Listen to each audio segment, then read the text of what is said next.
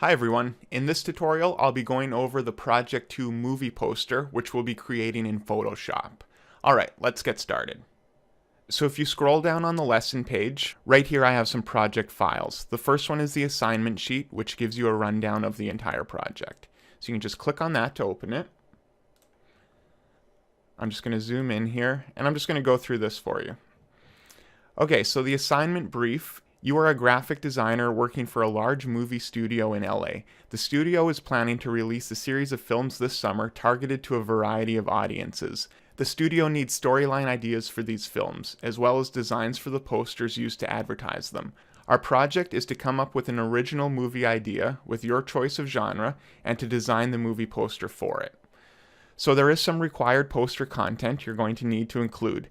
Your poster is going to have text on it, and that's going to include a movie title, a tagline, actors' names, a release date, and a movie website. There's also going to be credits at the bottom that I'm going to provide for you. You're going to need to use a minimum of 4 manipulated images in Photoshop, and 50% of those images that you use have to be your own. Any images that you find online to use, those have to be copyright cleared, and I'm going to have a tutorial on that, and they have to be high quality and unmanipulated. So they need to be the original photo with no photo edits or Photoshop work done on it. Appropriate image masking must be used for intended result and remain in layers, and I'm going to have a tutorial on masking, so you'll know what I mean by that. And to gain a better understanding of the project, you should view the student sample work and professional poster examples on Lalima, and those could be found under here. Here are the movie poster student examples, and I'll go through those later in the tutorial. And then at the bottom of the page, in the homework section, I have the link to the student work again, but I also have the real movie posters one here. And so you can take a look at that to get some inspiration from some professional posters. Okay, I'll just keep running through this. Under here we have the objectives of the project. I won't read through everything, but you take a look at this. Here we have a process overview of the entire project, and I'll just quickly run through this. So first you just want to brief yourself on the project, and that's what we're doing now. You just want to go through this and familiarize yourself with everything on the project and what to expect. Research and brainstorming, so you just want to look through as many posters as you can, and you can look through the student work for that, the professional work, or just go online and search movie posters and just try to find some inspiration that way. Next, you'll be writing a movie proposal, and that's going to be in your first week's homework, and I'll go into more detail on that in the homework instructional video. So after you do your movie write-up, which will be similar to the book cover write-up, just a brief summary of what your movie will be. Then you're going to be doing 3 poster composition write-ups, and that's what you'll also be doing this week for homework. So what you're going to do for this is take your idea for your book, that write-up that you made, and now you're going to describe 3 different posters, different looks and everything. You're going to describe the layout of it so you can get an idea in your head of what it'll look like, and then you're going to hand that in and I'll help you pick one of those to make. So I want you to do 3 different write-ups on the composition, what it's going to look like, based on your movie synopsis. Next, you'll be taking images and gathering images from online, and then you're going to start digitally drafting it in Photoshop. We're going to have another class critique like we did with the Illustrator project. You'll be refining it based on that critique, and then you'll do the final submission. And then here we just have more info on the project. There's going to be a template for you to use. We'll be using Photoshop. We're going to do in portrait mode for a movie poster. This is the size we'll be using. We're going to be working in RGB color mode. Our resolution is going to be 150 dpi. Normally for posters that you want to print, you would be doing it at 300 dpi, but those files are going to be way too big for sharing online, so we're going to do it at half that size. And then just consider your images. Make sure they're the highest quality images you could get, and any that you get online are copyright free. And again, we're going to go into that.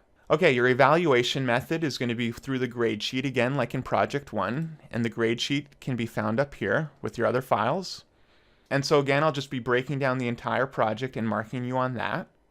And just like with Illustrator, if you don't want to pay for the 1-month subscription, you could get the trial for Photoshop, and you can also use the New Media Arts Labs to work on it. Some concept considerations: you'll be evaluated on the originality and clarity of your concept. Conceptually, your composition should revolve around the idea of your genre of the movie, the title, the movie synopsis, and the industry norm in general. So what does a normal movie poster look like? Some compositional considerations. Your design compositions should effectively employ the use of interaction of elements, how your photos are working with each other, balance, so just the overall balance and feel of your composition. We went over that with the Illustrator project, different ways to balance it.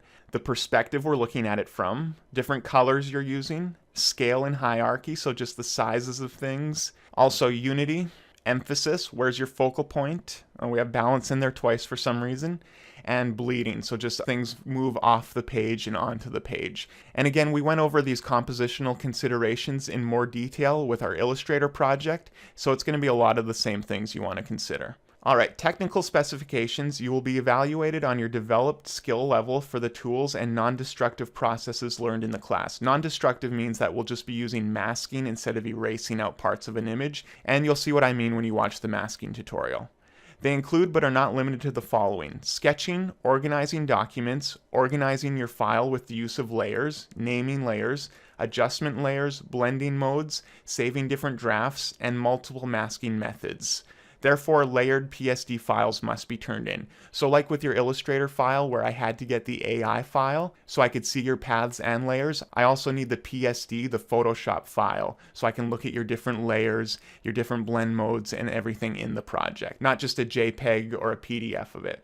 Alright, and then the turn-in format. Turn in all homework components for this project, such as writing, sketches, exercise, drafts, critiques, etc., through Laulima assignment section, and with UH file drop. So since these files are a lot bigger than the Illustrator one, we might have to use the UH file drop if it's too big to attach in the assignment section.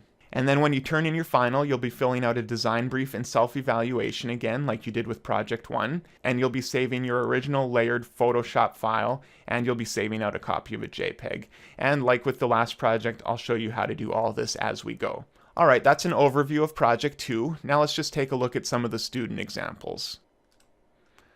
So if you come down to the bottom of the project files, I have a PDF of the student samples. You could right-click it and download it from the You can right-click and download from the lesson page, or you can open it up here and download it from here if you want. Okay, I'll just zoom in a little bit. So in this example, we have all these different photos here. The tree, the lighthouse, the house here. There's a face kind of in the background you can see that's blended in. These are all separate photos that have been masked and composited together. So these are all working really nicely, and then they've been color corrected to fit together. We've got the text on top. And then this is the logo stuff I'm talking about that I'll be including for you. Here we have one that used a lot of color correcting to match the actor here to the background, which is working really nicely.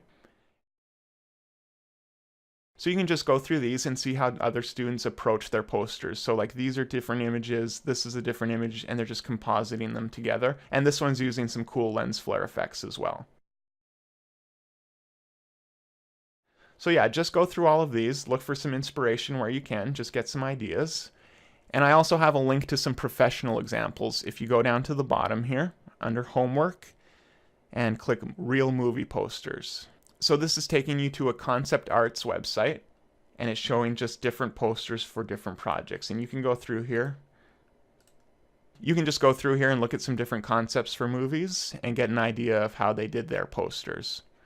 Alright, so there are some different resources for you to get some inspiration. And again, just read through this assignment sheet to get a rundown of exactly what we'll be covering in this project. Alright, that's going to do it for this tutorial.